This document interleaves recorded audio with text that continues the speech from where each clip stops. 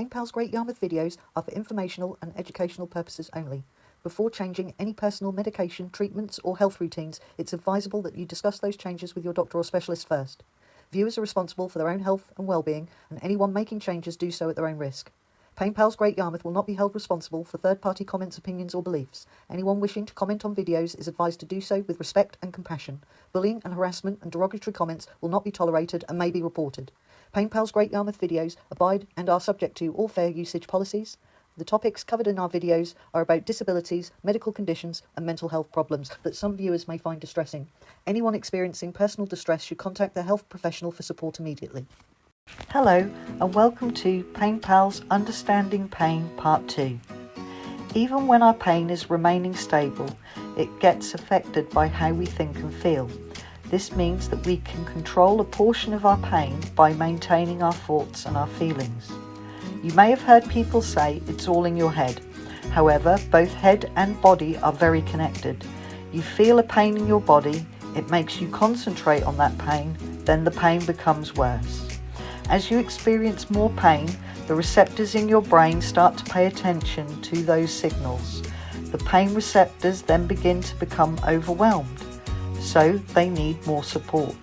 Soon they multiply and hyper-focus on where those signals originate from in your body.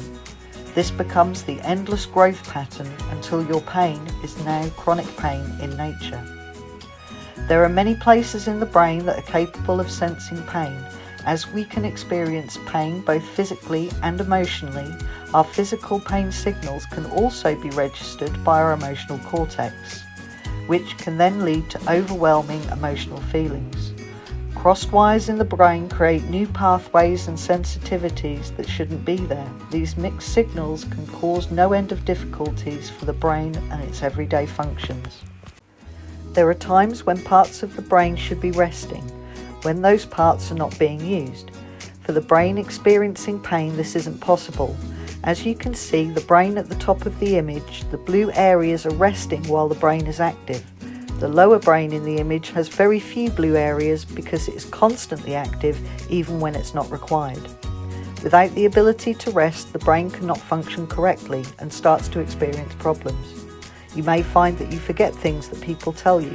This is because your brain is struggling to convert and retain information in your short-term memory. You may be unable to find the right words during a conversation, or have times where you become confused and forget what you're doing. Tasks you've done for many years now become more challenging and take more time. Reading and retaining information can be disrupted, meaning you have to read things several times before you're able to remember everything you just read. You may also find completing paperwork and sorting money challenging for the same reasons. Ability to manage time is also affected. You may find that you sit down for 5 minutes and when you look at your watch it's been 40. This is because your brain isn't able to discern the passage of time correctly. Join us for part 3 when we'll learn about the physical side effects of pain.